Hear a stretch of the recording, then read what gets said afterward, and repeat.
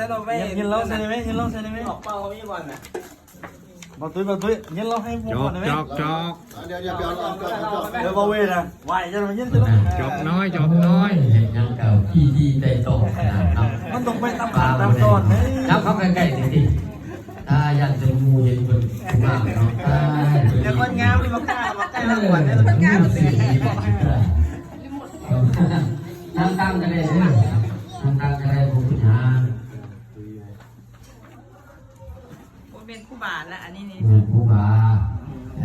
เจ้าอัน 18อ่ะเด้ เอาสีเด้อได้ในชิ้นหาอันคนชิ้น8เป็นผู้บาจานโหชิ้น227เอานี่ก็คือว่าอยากได้อยู่แล้วชิ้นหาครบอยู่แล้วข้าพเจ้านี่นึงมากกับโบกินเหล้าโบกินเบียร์โบสูบยาโบกินกาแฟ จบเสียได้ดีจบ คือว่าได้ไปเลยสุรามีระยะ ยิงแค่หมอพอน ยินเป็นพิธีได้ลุง โอ้การที่จะท่าของอะไรเนาะจริงๆเขากัน30 กว่าปีแล้วเรื่องเราเลยพี่อ่านบริกิจเลยเนาะ พิธีเลยเอาลงไหม นี่นะ แต่พวกท่านนี้พวกท่านดูเออ นั่ง จบ มานั่งใกล้บุคคลกับพ่อนั่งกันแล้ว ร้านเคยเลย เอานี่ไม่ไปอันนี้พ่อนั่งแล้วกันแล้วมีอะไรที่ขาดสิมานั่งซะขึ้นมาสิไปแก้วสิมาหันสนอกนั่งที่สลับ แห้งได้สำคัญนอนห แม ลับนอนตื่นให้เงินหมื่นเจ้าหายได้เอ้า โอ้โห เอากระเป๋าเด็กเอากระเป๋ายืน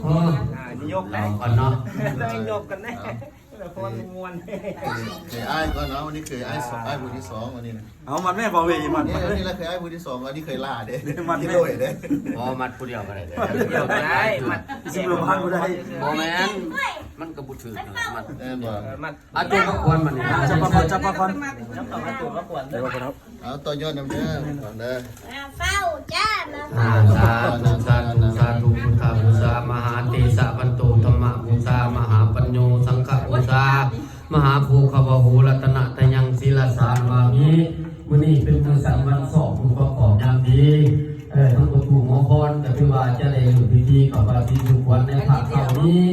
คือว่าจะฝากเจ้าบุญศรัทธาญาติพี่น้องทุกแหล่มาตักบาตรจานน้ำสมบูรณ์กุศลคือว่าสำเร็จไปแล้วตรงนี้ยังแต่ว่าที่ทุกวัน